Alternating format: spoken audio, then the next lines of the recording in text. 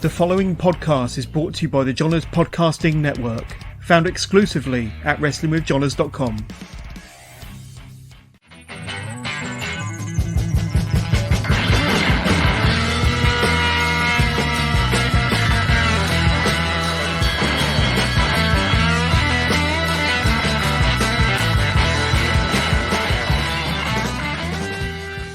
Hello, good evening, and welcome to another live episode of Wrestling with Johners, episode 369. And not only is it episode 369 of Wrestling with Johners, we're also celebrating 6 years of Wrestling with Johners. And who would have thought at the very beginning, when I was fumbling my way through reviews of NXT UK, that would still be here 6 years later, talking to the very, very finest performers, professional wrestlers on the UK scene. But I've got an awesome guest on the right-hand side of my screen there, and a returning guest like my previous four. And we'll speak to my returning guest very, very soon. But just a quick reminder, we came back officially from our hiatus at the end of September. We spoke to the Legion King, Chris Aries. And then LA Taylor came on the very next week, the Demolition Woman. Go and check that one out, episode 366. A couple of weeks ago, we had memes. Or was it Blue Pain? But kind of two for the price of one, you could say. Episode 367, and then just a few weeks ago, the Wonderland Warrior, Aluna, joined me on the show. But today, it's all about this guy here, the absolute Maverick, Tommy Kyle. And there he is. 2 years and 5 months since you were last on the show, Tommy. But thank you so much for coming back onto the show. What a 2 years and 5 months it's been. But first of all, how are you doing? I'm good, man. Thank you for having me back. Thank you. I was jamming along to your little intro there. It's a new intro, I think you have. Yeah, I love cool. it.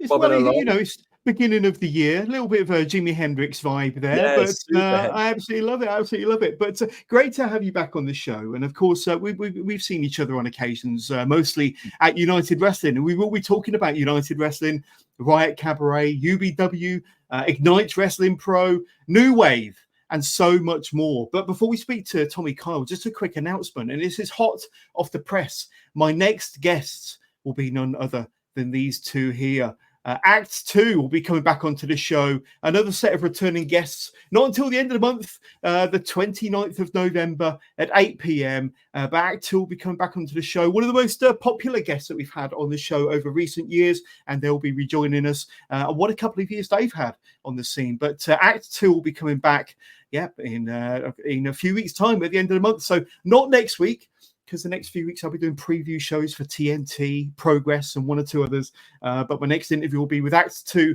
at 29th of November. But Tommy Kyle, fantastic to have you back on the show. And I know you're a fan of Act 2 as well. Who isn't a fan of Act 2?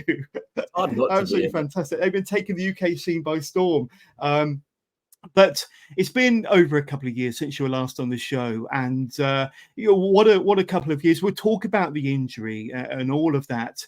But if you could sum up the last couple of years, kind of what sort of journey it's been for you these last couple of years. You was on a roll when we were speaking to you back in June 2022, and you seem to be on a roll again, Tommy, if you don't mind me saying. But sum up the last couple of years for us. It's been a bit of a roller coaster for you. I think, so 2022 was the last time we spoke on the pod, right? Yeah. So obviously, I got injured for most of 2023, so that was sitting that out. But the 2024 has been fun.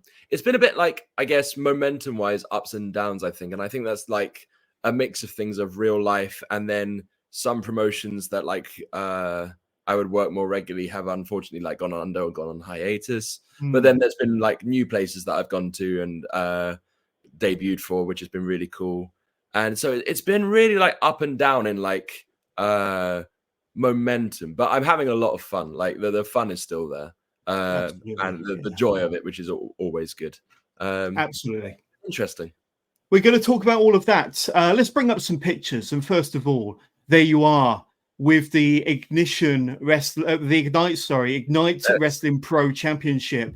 And there you are as the absolute Maverick, looking cool in your kind of newish jacket. I do like the furry accessory there, and a few more pictures. But let's talk about growth, because I think when we last spoke on the pod, June 2022. I think you're already one of the more exciting up-and-coming wrestlers on the scene. You've probably already been on the scene a good 4 or 5 years at that point. But the last couple of years, 2023 was a bit of a downer for you because you was out for 7 months. And we'll talk about the injury. But since coming back, and I think now you're probably one of the most smoothest workers on the scene in the UK. You've got all that extra experience behind you, branching out across the country, winning championships as well. We mentioned Ignite Wrestling Pro. But what would you say were some of your biggest areas of growth, Tommy, in the last couple of years? And certainly heading into 2024. And now we're at the back end of 2024. But growth-wise, where do you think you've come on the most? I think because of the injury, when you have to when you get injured for that long and you come back, and it's kind of like you come back and you're physically better, but mentally you're still a bit like, I don't want to go through that again. For me, it was, I guess, kind of not relearning how to wrestle, but I slowed everything a lot down. I went to real basic stuff, and it took me a lot longer mentally, I think, to kind of get confidence in myself wrestling again, and to kind of try things and to put forward ideas and to be creative and to think outside the box a little bit. I think to be safe and to give myself a bit like a peace of mind, I was really set on not doing a lot, I think, when I came back, like in ring technically. And I thought, yeah, I did think like I was okay, like, because I didn't bring myself back too early or anything. I did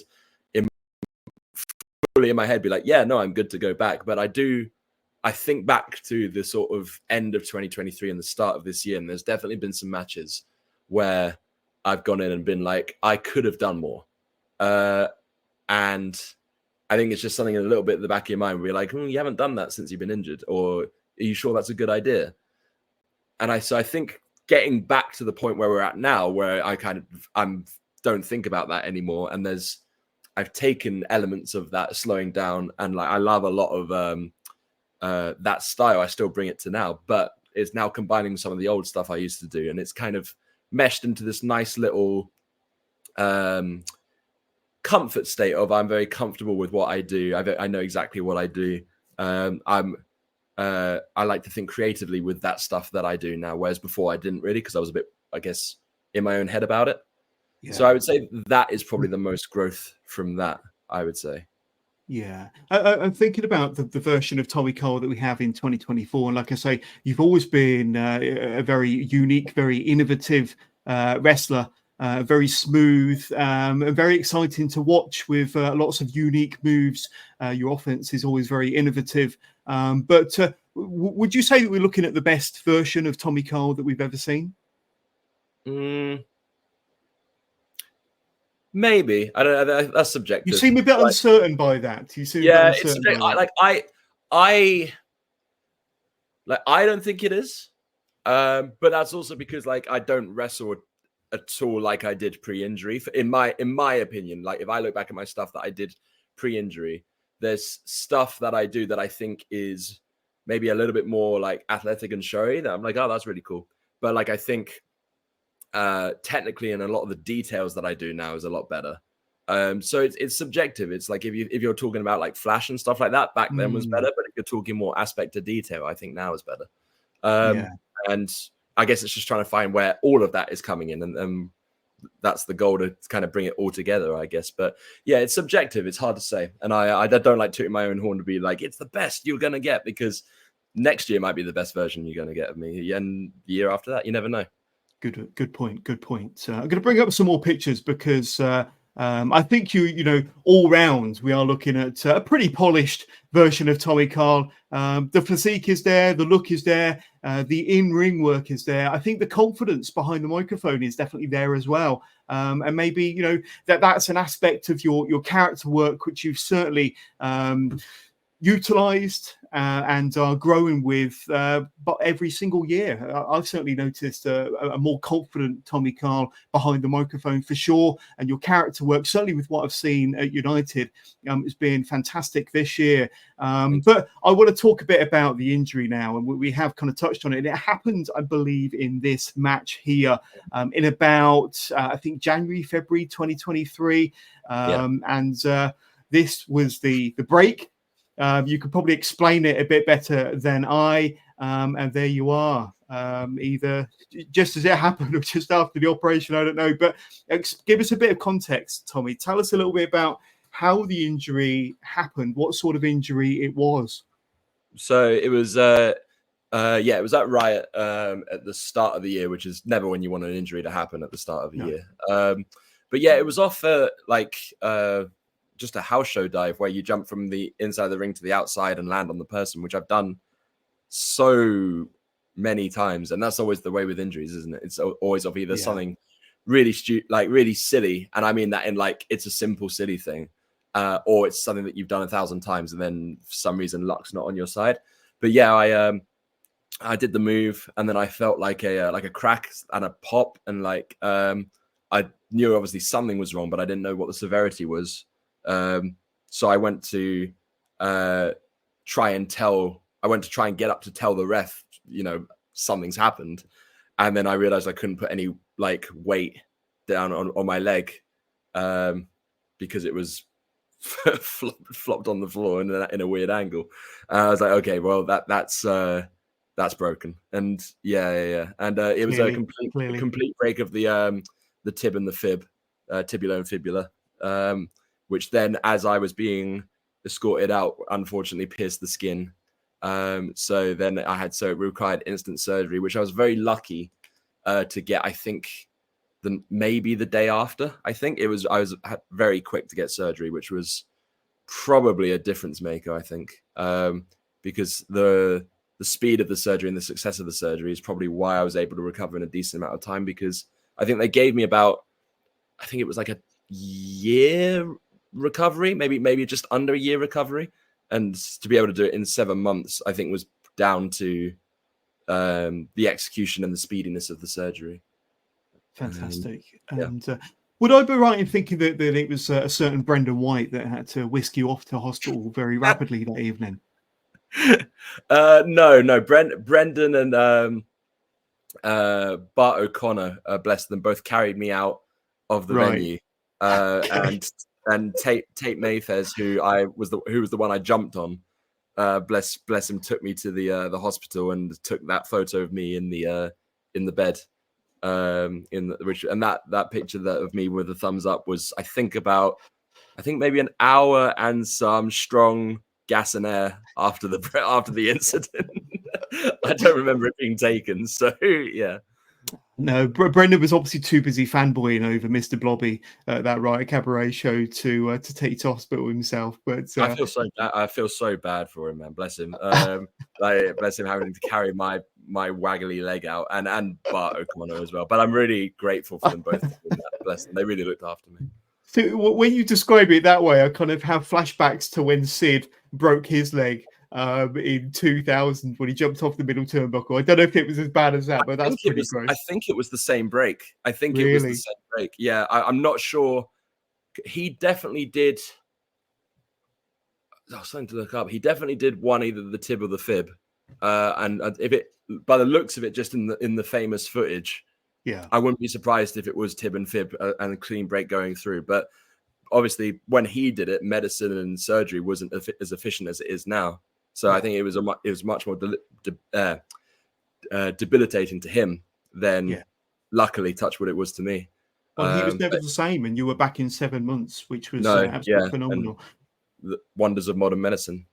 Yeah, absolutely. But let's talk about that, because you was on a wave of momentum.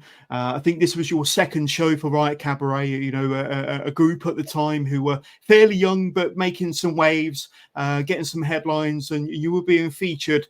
In some fairly high-profile matches, some good matches, awesome opponents, and the Clapham Grand. What a venue, and it always brings a fantastic crowd.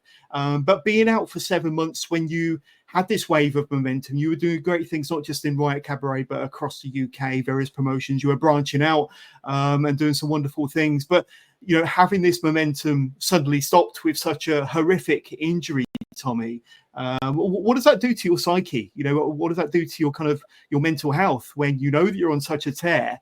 And all of a sudden, it happens, you can't wrestle, you're out, you don't know how soon it's going to be before you return. What does that do to your mental health and to your psyche when you're out like that with such a terrible injury? I think it's obviously really tough, and you do feel like really like, excluded. I think anyone with an injury, and there's been unfortunately a few this year with different people, and I know that they've felt similar. You do feel really removed from it, and you feel like, that you've that it will move on without you, right? And when you come back, no one will remember you or want to use you or anything like that, which isn't true at all for anyone that is, hurt. That doesn't happen. Wrestling will always be there, and if you're, a good person and you've put the work in and everything, then people don't forget that. But anyway, like, it definitely has that effect on you. But on the flip side, it kind of makes you, I guess, like, motivated to get back to it. Like, I didn't have necessarily a set time. They said like it could be like 10 months to a year. So I was like, okay, great. Well, I'm going to try and aim for the 10 months. And, I'm not going to rush the recovery. I will only go back when I go back. I said that literally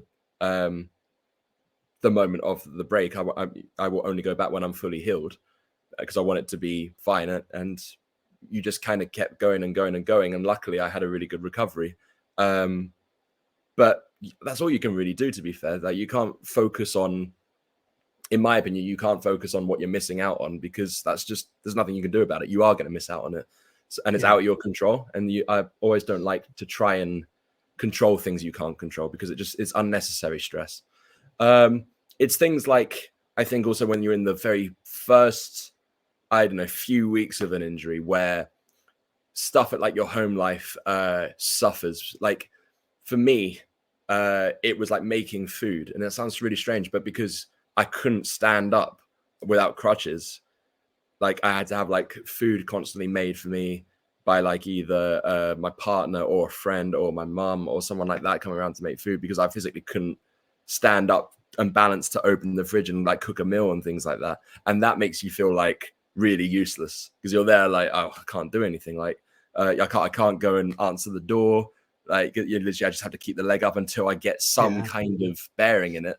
That is rough. That takes a mental toll. And so, to be fair, I think the first part of it for me was getting past that area, and just being able to function as a human.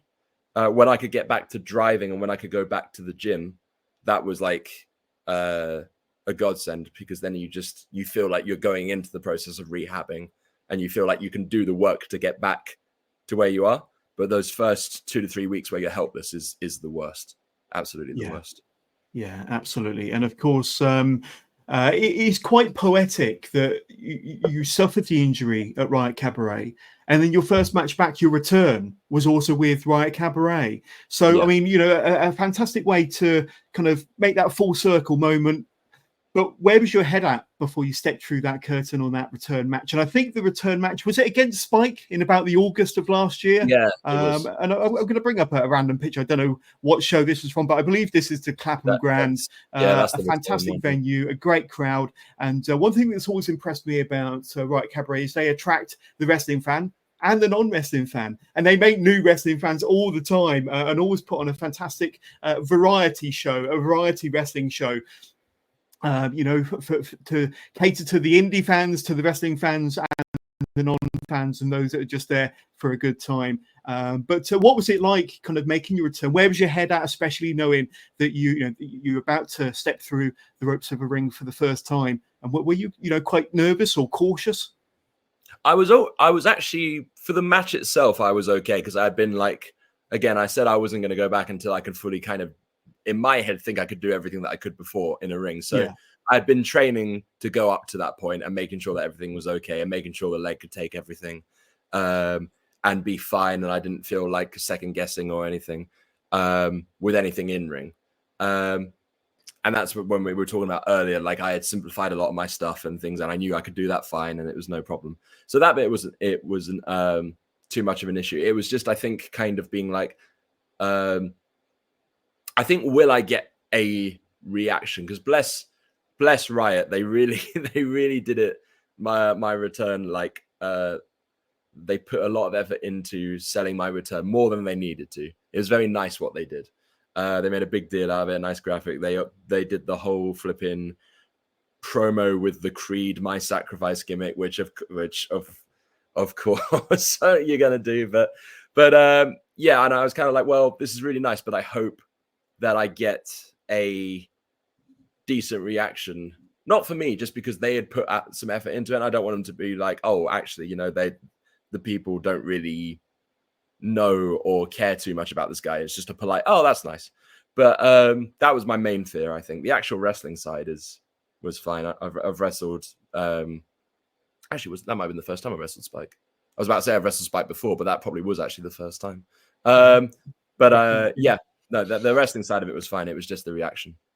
Good. And I'm going to bring up this picture here because I think this must have been from Riot Cabaret. So we mentioned Mr. Blobby earlier, and there he is. Photo bombing your picture there. But let's move from Riot Cabaret and Ignite Wrestling Pro, and here you are as the Ignite champion, of course, and the quite recently crowned Ignite Wrestling Pro champion, and I think it happened back in July when you defeated the now Chris Aries, who came on the show at the end of September. But you've been part of Ignite since its very first show, since 2021, and with the exception of the injury which kept you out for those 7 months, I think you've been a part of just about every single show that they've ran, besides the ones when you're out injured, of course. But tell us a little bit about Ignite Wrestling Pro down in Boreham Wood, and because you've got a bit of a history with that company. Tell us what Ignite Wrestling Pro means to you and why it's so special to you, Tommy. So Ignite is, for those who don't know, is kind of like the next chapter of what was Pro Wrestling Clash before the pandemic, which was a promotion run by Chris Gladden, formerly known as CJ Carter, and Gene Money. They ran Pro Wrestling Clash, and then obviously the pandemic happened, and Clash, as like every other promotion, stopped. And then as it came back as Ignite Pro Wrestling.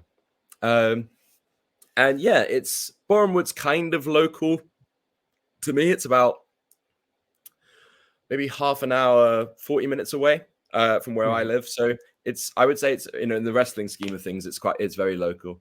All the talent there is kind of from around the sort of southeast of London area. When it definitely started, it was around that southeast of London area. But as time's moved on, they're now bringing people from all walks of the UK in. And I think if they've established stars there that I would say aren't stars kind of like generally in your normal places of the UK, which makes it different. Like the Ignite fan base have latched on to newer stars that like people like, but aren't like, I guess, the top guys of the other promotions. But at Ignite, they're like Hail Marys, which is great. Like you've got like Taylor James is like one of their biggest bad guys. Aloon is one of the biggest baby faces. Smashing Mike, one of the biggest baby faces. And you've got Chris Aries as well, like only recently turned up at Ignite, but has probably become one of the biggest heels there as well. But they also have brought in huge names and like real talents like Connor Mills, Michael Oku, Eddie Dennis, people like that to wrestle not the hometown, but like the homegrown talent there. Yeah. So everyone's getting like these matches that aren't put on in other promotions as much. They make styles make fights, right? So it's an interesting concoction of wrestlers, and the crowd are really good. The venue's stunning. The storylines are great.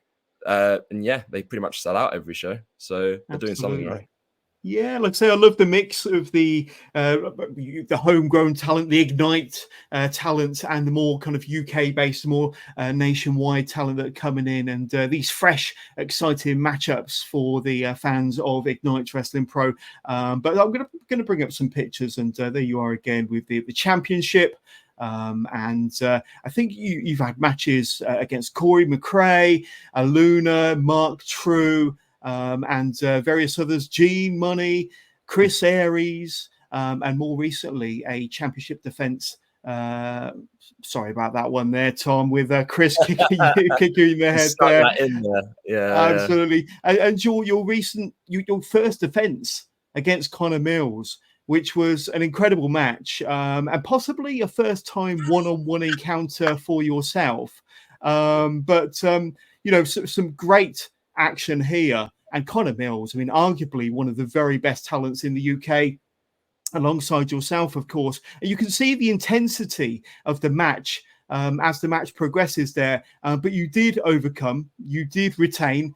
You are still the Ignite Wrestling Pro champion. Let me ask you, especially with your longevity with the company, especially you've been there since day one, 2021, all the way through till now, and now you are finally their champion. With all the history you have with that company, what does it mean to you to be their champion right now, Tommy? Oh, it's a huge honor. It didn't start out that way. I must admit, I went into Ignite with a bit of a chip on my shoulder, and therefore I lost, I think, my first 6 or 7 matches, I think, under there, just straight losses. But I feel like the crowd naturally got behind me, which was nice. And then, it was quite an authentic growth from there. And yeah, when I won the title in July or whenever it was, that was a very cool moment. July. Yeah. It's very cool to represent that promotion because of what I think it stands for as well. And from what the talent that I think is in that locker room is, I think, incredible. I think I would put it up against pretty much any promotion in the country favorably. And for them to say they want me to kind of, I guess, sail the ship is a real big responsibility, but a huge honor as well. And having the belt has allowed me so far, even though it's only one defense against Mills, it's been able for me to have that match with Mills, which meant a lot to me because it was one of that match that kind of said, hey, you can hang, right? Like Mills is like a test. I feel Mills is a test. Bit of a stamp of approval that you I can think hang so. with. Yeah. I really enjoyed that match. I think Mills is, I think he's had an incredible year as well. Just an incredible year. And like, he's arguably one of, if not the best we have in the UK. And yeah, to be able to go in there and hang with him in the main for the title.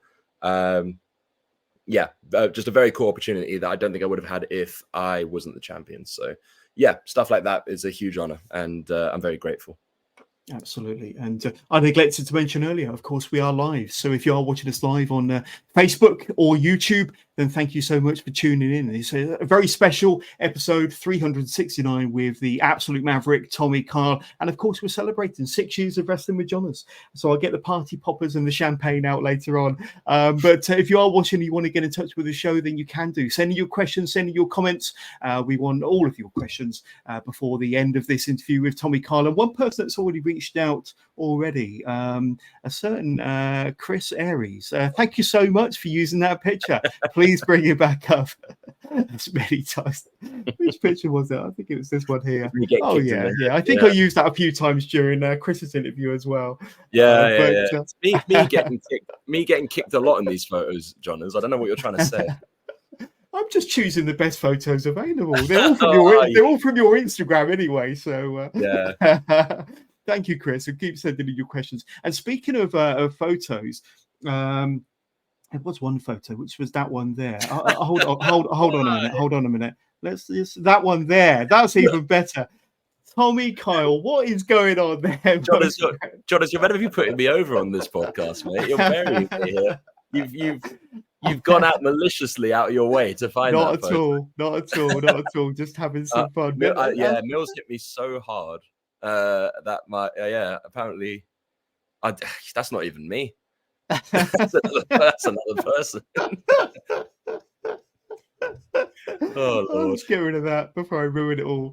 But your next title defense, Tommy, is going to be here. We mentioned Spike earlier. Your match against Spike for Riot Cabaret. You've actually got a one-on-one singles match against Spike Trevay, somebody that you're starting to work and learn about more frequently, certainly in 2024. But for the Ignite Championship, and that's going to be November the 24th, Curtain Call 3.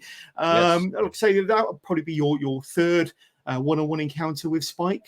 So I know that the two of you are becoming quite familiar dance partners, but you must be looking forward to that one. And this time you'll be facing him with your championship on the line.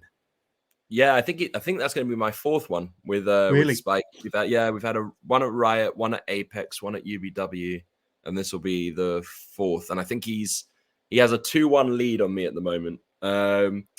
So hopefully, it's for the belt, so I'm gonna try harder. We'll even it up at 2-2. But Spike is obviously a complex individual. He's definitely one of the best in the country, but he's also just a ruthless so-and-so. He's vicious, he's cunning, just a horrible, horrible person, really. And I think, I'll have to pull out some tricks to keep the title. But I think I'm a very different wrestler to the last time he wrestled. So that'll be interesting to see how that goes. And also size-wise, just physically as well. We've both got undergone some physical transformations. He's obviously shredded and ripped out, but now he's tiny. And I've put on some size. So I'm looking forward to throwing him around and ragdolling him, if anything. Yeah, I mean, I've seen a lot of Spike, whether it be for Progress, for United or wherever really, and I think he's wrestling. He's in the form of his life. I think 2024, I've seen some of the best matches of Spike Gervais. I think you two, that match, November the 24th, curtain call free for Ignite Wrestling Pro with the championship on the line. I think that's going to be an absolute show stealer. That's going to be worthy of the main event, worthy of a championship match for sure. But we've got United Wrestling watching us live at home. What are you drinking? What are you drinking? I don't know whether they're referring to that picture, that photo. What are you drinking in that? That's one of the. That's me after one of the. That photo is me after one of the Tap Socials signature brews. That's me after one of them. No, I'm drinking a Thatcher's Gold cider. I'm a cider man. I love a cider. Country boy. A hard day at work, and now you're sitting relaxing, talking to me. You thoroughly deserve a Thatcher's for sure. My favorite. Absolutely. And thank you, United, for reaching out. And please continue sending your questions, your comments. But let's talk about this. And not only your debut over in Poland, but your international debut. Let me get this right. It was for a Combat Pro from February this year. So I was surprised to learn that it was actually your first foray outside of the UK. And I know that Poland have got a growing indie scene, a growing wrestling scene, as I learned when I interviewed Scotty Rourke earlier this year. But tell us about that. How did you get the invite to go over to Poland? Because, like I say, they do attract a lot of international talent, and they are building quite an impressive scene of their own and some good indie workers of their own as well. But tell us about your involvement and how you got over there. So they reached out to me, and I think the promoter generally just really likes Top Gun. He's just a big Top Gun fan, and I think. Just he happened to stumble across me and was like, that would be cool to bring over. And I think it helped that I was quite near I live quite near an airport, so being able to get there was a relatively cheaper option maybe compared to some other people. So that also helped. But I remember when I went to the promoter's house, before the show, to get some stuff. He had a room full of Top Gun memorabilia. And I was like, "Oh, you're not even lying. You're just a huge Top Gun fan." Okay, but I get it now. But it was cool. It's the first time I've been to Poland, full stop as well. So it's wicked that wrestling takes you to a country that you haven't been, and when you experience that in a new country, you're like, "This is really cool." That I wouldn't have probably gone here if it wasn't for wrestling. And now I'm here. And so it was in Gdynia. I don't know if I'm pronouncing that right. I'm sorry if I'm messing it up. In Poland, which is very cool. KBW or Combat Pro. They run out of a nightclub there, but it's so cool. It's balcony around the ring, and then eventually when they finish the show, the nightclub then they have about an hour to pack down, and then the nightclub runs, and everyone just stays there for the night. Effectively, as the nightclub runs out there, and Polish people love to drink so much, too much for me. But it was very cool, and interesting yeah, an interesting scene. Then you're right, is absolutely growing. And yeah, I know Scotty, and I know a couple of people have gone over there for other promotions. I think Roth and Roy Johnson went out to the same one I did not too long ago as well, and they said they had a good time. So yeah, no, it was an interesting experience. Absolutely. And so was there anything that surprised you about the experience? Obviously, it was your first time out of the UK, your first time wrestling in Poland, your first time stepping foot on Polish soil and wrestling in that very unique venue. And obviously, you wrestled this gentleman here, Zephyr. But tell us a bit about the match and the experience as a whole, and how were you received by the Polish fans? The thing that I wasn't expecting was how good the fans were. The fans were so loud for everything. The match that we had was we I think we went. Did we open? Yeah, I think we opened, and it was like in the most respectful way. It was nothing special. It was an opening match. But they were so loud for Zephyr and for me, considering they had no idea who I was. And that we did like a meet and greet thing after, which in a nightclub is very difficult to do because there's so many bodies. It's not like a one of the camp shows where like you've got like, you know, the ring of kids and they come around the ring after the show. It's just full of bodies trying to do a meet and greet. It's like the Progress meet and greets, but without the lines. It's just that just on top of you. It's not always that organized for Progress either, to be honest. No, maybe I'm giving too much credit. But yeah, no, it was the fans over there are really good. And I think considering how, I don't know if it's new, I'd like to say well, like you said, it's evolving for sure. It's definitely growing, and maybe that this kind of wrestling is more recent over there. But they were really into it, like really into it. Yeah, just a really good fan base, and I don't even know if it's just for wrestling. I just think they're there for a good time. But they're really loud. They were really loud the whole night. So yeah, Polish fans, 100%. Absolutely. Is it giving you the bug for wanting to get out and travel? And what other countries would you like to perform in, Tommy? I mean, it's with traveling to wrestling, like Europe is obviously something that would be cool, but yeah. I set just anywhere in Europe, and that would have done me. Just to say I've done it. Be like, yeah, and Poland counts. So the main one, obviously, Japan. I think everyone wants to do in Japan. That would be cool. But the difficulty with somewhere like Japan is that it wouldn't, unless it was for like I guess a bigger company that you could just go, you know, if I got good enough and they flew you out and then flew you back immediately. With my current job, I just can't take that amount of time off. I just can't. With teaching, it's like, unless it falls in like a half term or an Easter or something like that, maybe that'd be great if it does. But if it doesn't fall that, I can't take that much time off, which is a shame. And then you're in the battle of like, hey, do I chase it or do I have the stability of a job? And it's tricky. So I'm just kind of hoping for that miracle thing with Japan where there's something that comes up and I can take, I don't know, falls perfectly on a half term or something like that. But yeah, Japan would obviously be a really cool one, definitely. Yeah. And I think your style would go over really, really well in Japan for sure. That hybrid style, that mixed style. But I want to talk about from one debut over in Poland to another debut in South Wales, and this one here for New Wave, and quite a recent debut as well, the 18th of October. And there you are as part of this 7-man scramble match. And your debut for New Wave. And like I say, I've had a whole ton of guests on here that train with New Wave, that have wrestled for New Wave. And like I say, it's one of them promotions. Like I say, primarily it's based off of the training academy that they run there down there in Newport. But they put on some banger of shows from the let me just get this right, the St Andrew's URC Church. In is it Cardiff, Newport? Can't remember exactly Cardiff.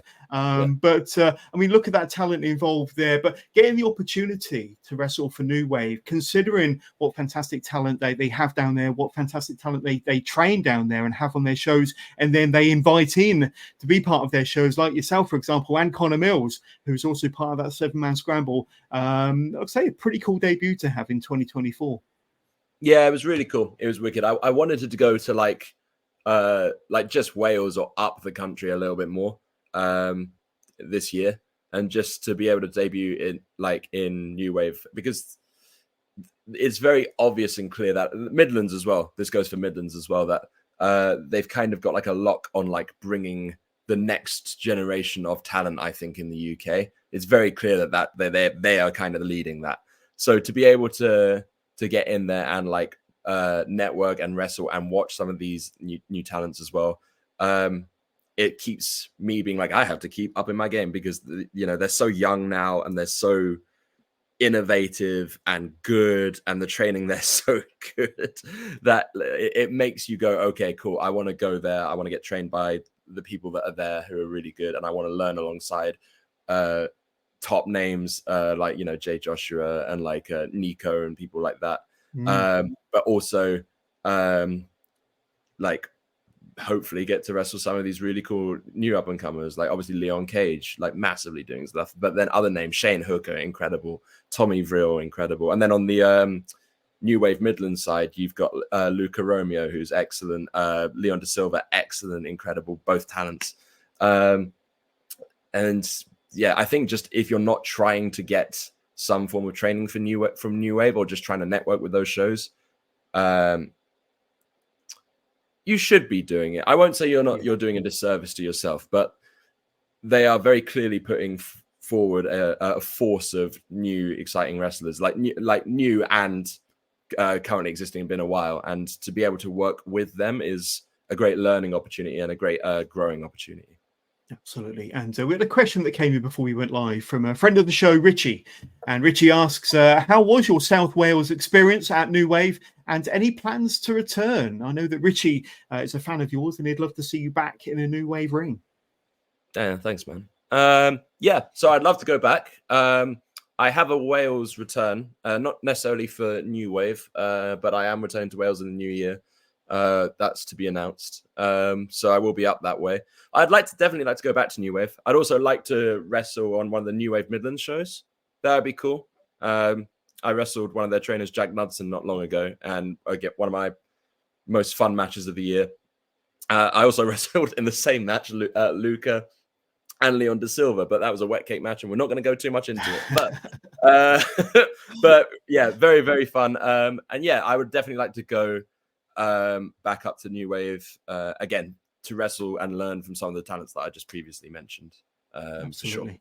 And a few pictures from your experience at New Wave in the St Andrews URC Church, and of course there you are, an extraordinary venue, a fantastic venue. Cool. And look at this.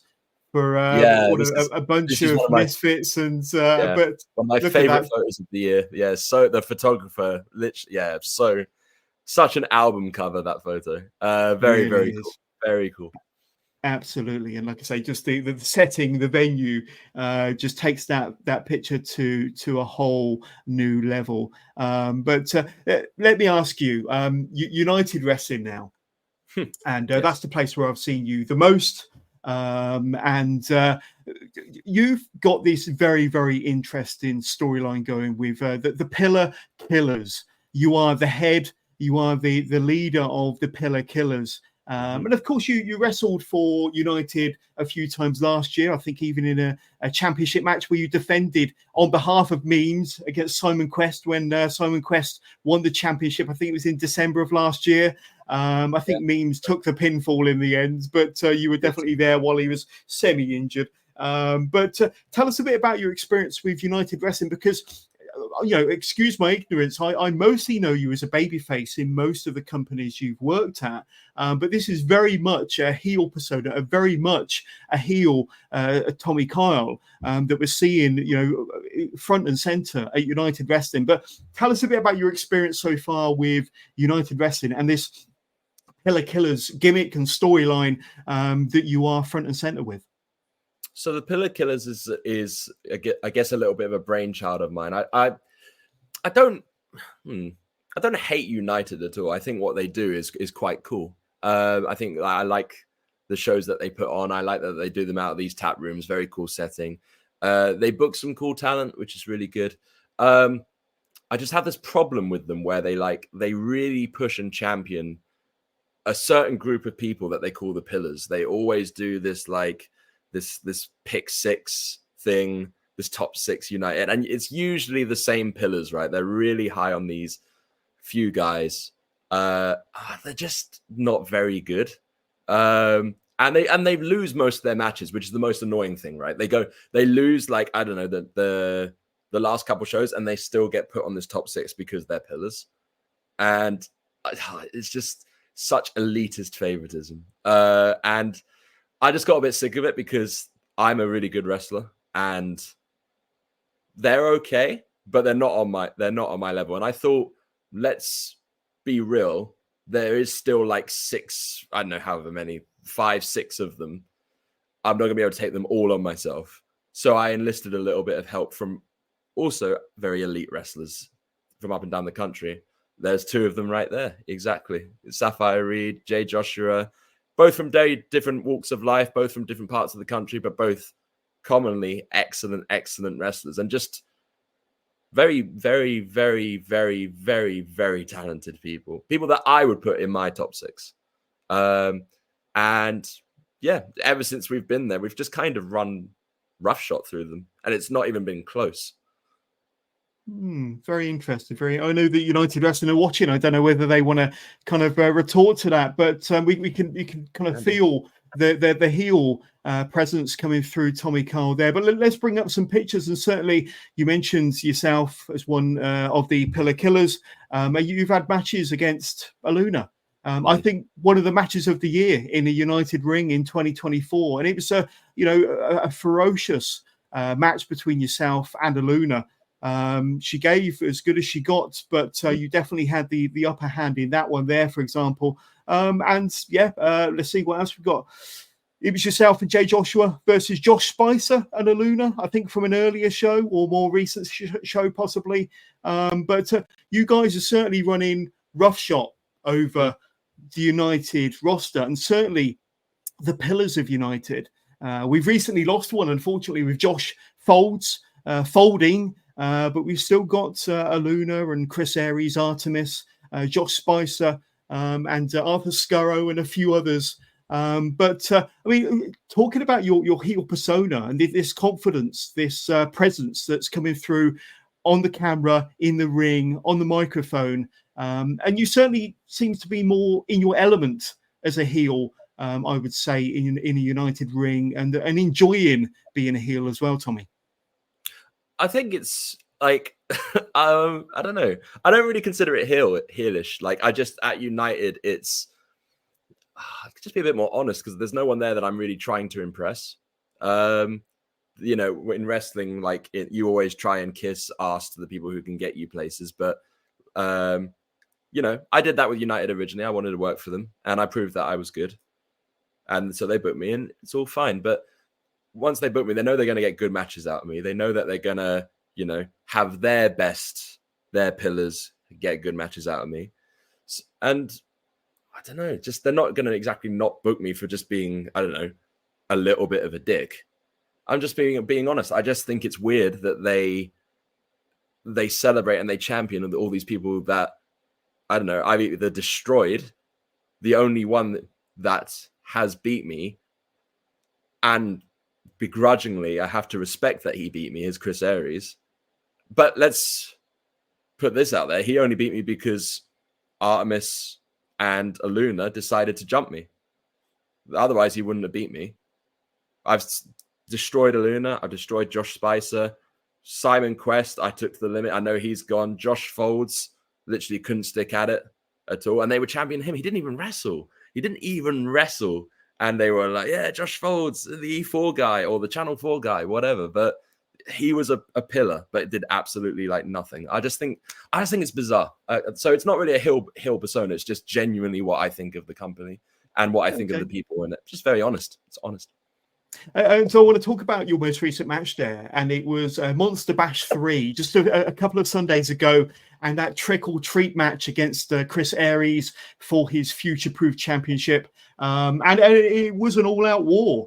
There was kendo sticks, there was tables, trash cans, there were steel chairs, and there was this tremendous bump or crash from the balcony that Chris Aries took. Let's have a look at it. This was my vantage point from what happened towards the end of that match?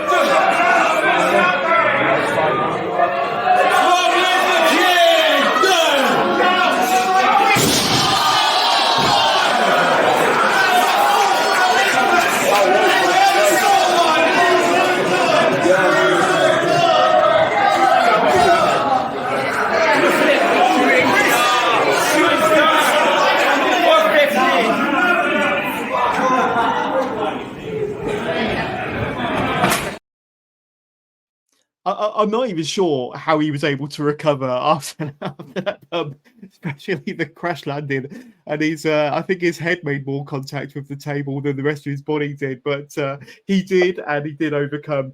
But he certainly looked like he took a bit of a beating. His back was pretty messy afterwards. But what are your kind of recollections of that match? And I neglected to mention that there was also a pumpkin involved, Tommy, which got placed over your head, which Chris took great delight in whacking off of your head. But that aside, it was a brutal war. It was a brutal war and main evented that show. But that bump will be remembered for a long time. Tell us about it. I mean, I don't recall the pumpkin personally, but but yeah, I mean, the fact that he carried on to, even if he was assisted in the win, the fact that he kicked out after that bump is why I have to put some respect on his name. Some. Yeah, crazy. I don't know why you were just watching filming. I mean, I tried to kill a man, Jonas, and you just filmed it. Like, didn't even try and help. But I'm just a fanboy, you know. That's your prerogative, man. Yeah, I guess that's your prerogative. But yeah, it was an interesting match. I won't say it was fun because it hurt, but it was fun to kick the piss out of him. It was fun to powerbomb him through multiple objects, to drop him on his head. Yeah, I just think I would have won if it wasn't for the other two. I just think I would have won. But it is what it is. There are other things to there are other people to conquer, other objectives to compromise and everything. So, but on that match, it was fun. Yeah. And we're looking ahead. Now, I don't think you've had any match announced, but you are part of one of the graphics for United's next show at the Tap Social. Now, that is the 8th of December. You'll be sorry. Now, you are there kind of in the same graphic as Chris Aries. Could that be kind of alluding to something? But like I say, nothing's been announced yet, but do you kind of, especially after that loss, you're going to have a bit of a chip on your shoulder heading into that show and wanted to end the year on a bit of a high for yourself and for the Pillar Killers? Oh, 100%. Yeah, 100%. Don't get me wrong. I'm not unfair. Chris Aries, despite shenanigans, did beat me. He's got his title. I've lost. Other people now step up to take the title. I know how that works. That's fine. So for now, that story's closed. He's going to do what he is. But there are so many other pillars that are at United. There are some people that, like, I don't know, maybe aren't named pillars, but are definitely considered by the fan base pillars. And I don't know. There's so many pillars to like knock down. And the thing is as well, I haven't even fully revealed everyone who's in the Pillar Killers. Sure, there's Jay Joshua. Sure, there's Sapphire Reed. Maybe it's someone that's already in the hen house. Maybe it's one of the favorites. That would be fun, wouldn't it? What if it was a fan favorite that was secretly a Pillar Killer? Who knows? What if it's someone brand new? Interesting. But go to United Wrestling socials. I'm sure there's going to be a link at the top of their page to click on and get tickets for the Tap Social Sunday, the 8th of December. You'll be sorry. That's going to be a phenomenal show to end the year for United Wrestling. But let's go from United Wrestling to UBW and UBW Square One. And I know a topic and a group that you're very passionate about, Tommy. You've got a long history with UBW. And I believe that UBW and Square One were also, like say, responsible for your training and your early career, if I'm not mistaken. I think we covered that in your interview over 2 years ago. But UBW and Square One, they got this fantastic history of just producing and creating incredible talent year after year. There always seems to be this next batch, this next crop of fantastic talent and characters that are coming out of the UBW and the Square One Academy. And now you're partly responsible for that, because I know that you do training there. You're one of the coaches there. I think you were one of the coaches even when we spoke a couple of years ago. But you must be continually impressed by the talent that UBW and the Square One Academy are continually pumping out and producing, not just for UBW shows, but nationwide and in some cases worldwide. Yeah, man. Yeah, no, there's a lot of good eggs there, and I think it's a really good. It's similar to like I would say the new waves and things like that. Like it's not I would say the level of the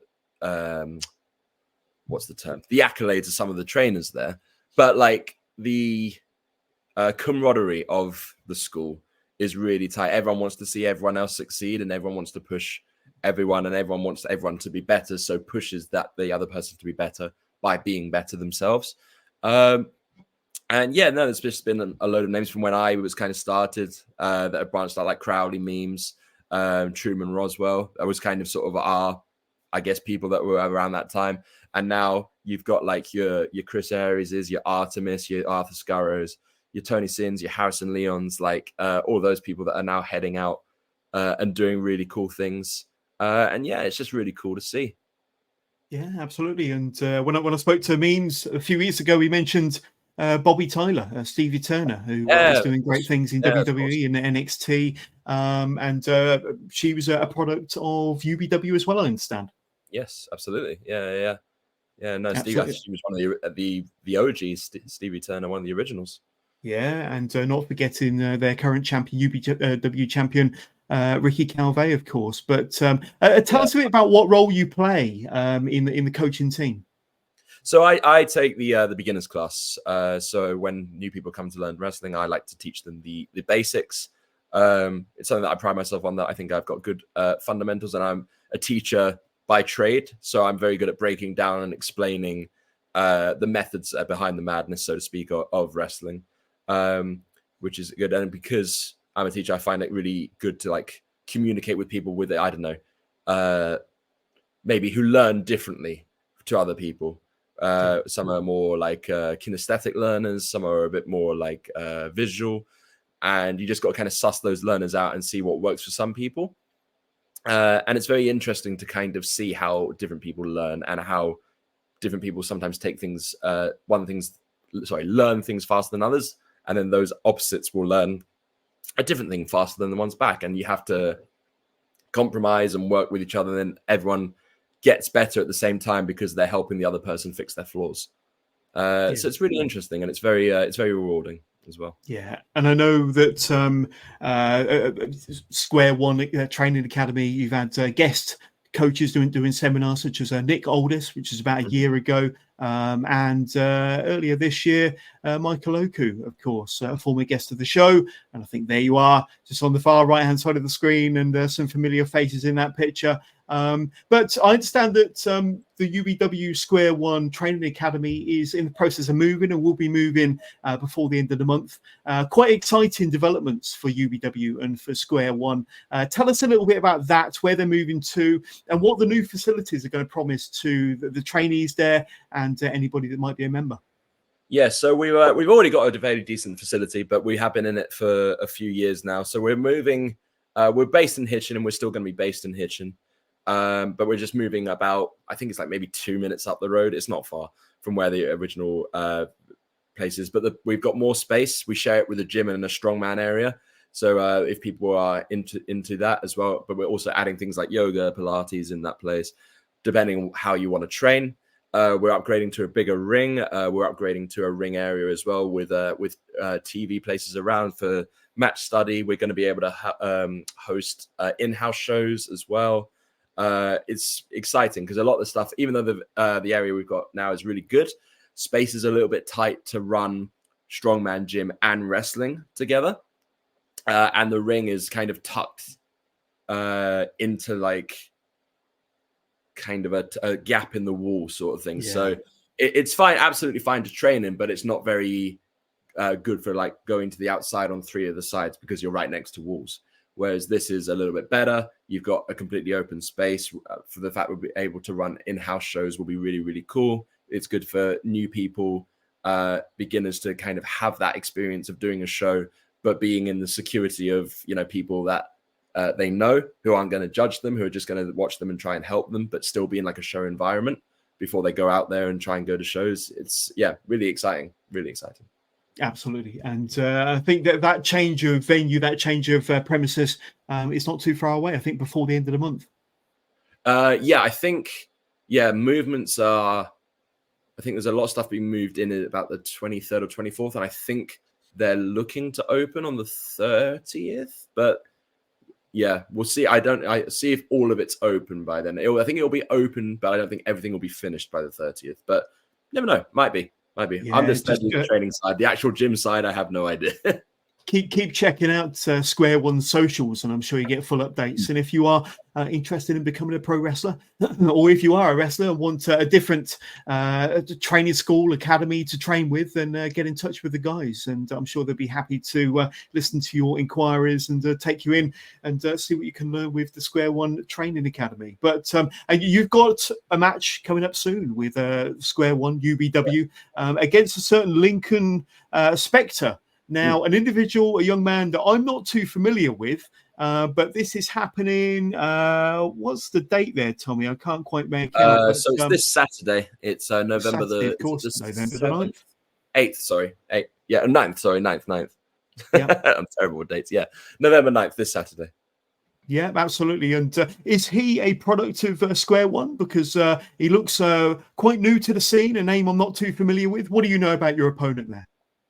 No, he's not a Square One guy. He's from Play Fight in London. He's one of the Play Fight guys. But we have a good sort of relationship with Play Fight, and a lot of their students seem to be on our Square One and UBW shows, which is good because it allows them to go out and do a show that's in front of people. And I think they're doing in-house shows as well. But this gives them like a booking as well, which is good.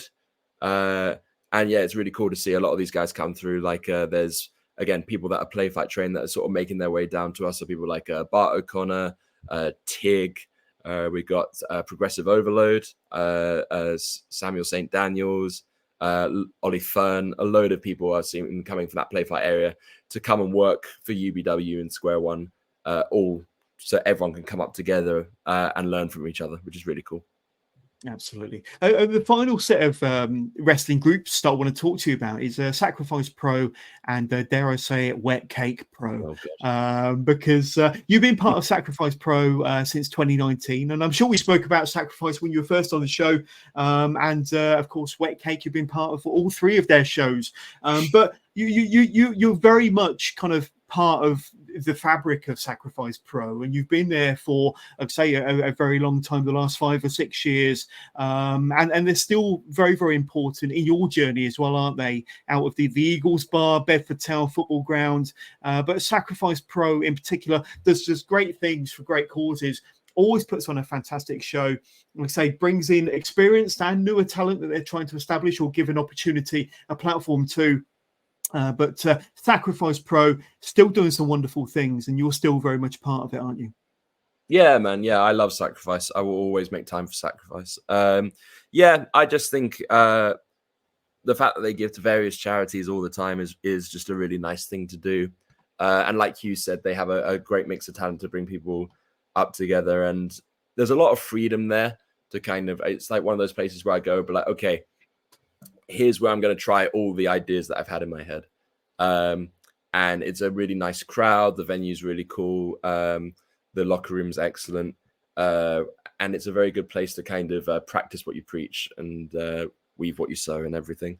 and just some really cool stories and moments that I've been able to tell at Sacrifice. And a fun night out for the fans. And I know that when the wrestlers have finished their match, they kind of sit with the fans and cheer the rest of the matches on. But the atmosphere inside the Eagles bar is always fantastic. And it's, they usually run shows, I think, either on a Friday night or a Saturday night. But the atmosphere is always fantastic, and some great action from names you might not be too familiar with, but after watching the Sacrifice Pro show, you soon will be. But get yourself down there if you haven't already. Let me ask you, as we start to wind down this interview with the absolute Maverick, Tommy Kyle, we spoke earlier about your wrestling style, your journey as a performer, your growth as a performer as well, Tommy. But who do you draw inspiration from, especially as your in-ring style continues to evolve or maybe mature, and maybe more so since the injury? But who do you draw inspiration from? And I mentioned earlier that you're quite a hybrid wrestler. You've definitely got your mat game, your high flying, your fast paced, your unique offense. But who are the certain individuals or wrestlers out there that you look up to or draw a bit of inspiration from? I mean, I think it's for anyone who knows me, it's fairly obvious that I think my favorite wrestlers are Daniel Bryan and Nigel McGuinness. So, or Bryan Danielson even. I always take a lot of inspiration from their Ring of Honor matches, their thousands that they had, a lot. But yeah, I'm a huge Nigel McGuinness fan. Just a guy who went over to America as a Brit and brought the British style over there, and just always had such innovative stuff that wasn't like a load of flips or a load of like high risk stuff, but it was all very technical but very unique, and I always draw from him, which is why the Mills match was so cool, because I know that Nigel's a huge influence to him. So to have that match as a kind of like a love letter to Nigel McGuinness was very, very, very cool.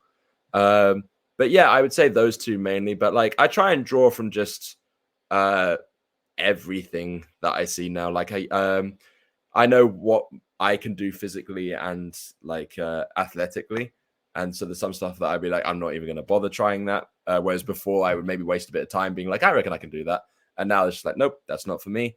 But I just try and find stuff that either is unique. So sometimes that's like not always pulling from wrestling. That might be for something that I've seen in like a film or like a video game or something, or stuff that's so old or from such a obscure place that no one has really seen it either for a long time or no one really has heard of it, and then I try and implement it a little bit into my style. Yeah, I know that you were at Wembley, weren't you, for All In this year? So yes. You would have seen Nigel McGuinness's return, and you would have seen the main event with Bryan Danielson becoming AEW World Champion. So that must have been a pretty cool moment for you as a fan, seeing two big inspirational figures like that. One returning and one kind of having the match of his life and winning the championship. That must have been pretty special for you. Oh, mate, I cried when Nigel came out.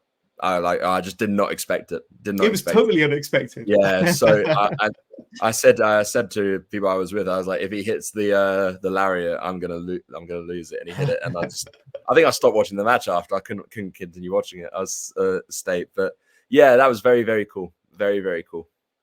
Brilliant. And final question from me, and focusing more on since we last spoke the last couple of years, or maybe even more recently since you came back from injury. But what's been some of your proudest moments or highlights in the last couple of years, considering everything that's gone on? I would say definitely the return at Riot. The reception coming back to that was very, very cool. Yeah, that was very, very cool. I would say definitely seeing the progression of some of my peers as well, seeing them get to places and knowing that I had a hand in that is very rewarding and very nice as well. And just wrestling allowing me to do stuff that I don't think I would have done otherwise if it wasn't for wrestling. That's not always like traveling to places, but it's sometimes just like an experience or a conversation with someone that like, because that happened at a wrestling show. I don't know if that would have come up or anything like that. I thank it for getting me in really good shape as well. I feel like the injury and just trying to get better, and because of wrestling, has got me into better shape. Yeah. Even though all wrestlers have crippling body dysmorphia, but I do think there has been some improvement, and for me to see some improvement on myself is a big deal. And yeah, I would say that. I think winning the Ignite title and being able to represent that promotion, yeah, super cool.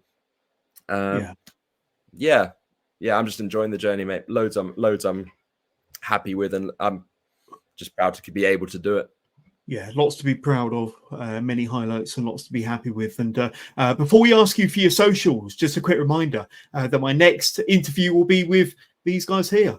Jack Knudsen, Benjamin Harland. Act 2 will be rejoining me after more than a couple of years since they were last on Wrestling with Johners, Friday the 29th of November. 8 p.m. And they'll both be joining me. Act 2 will be on Wrestling with Johners live Friday the 29th of November. Tommy, back to you. But it's been fantastic having you on the second time over.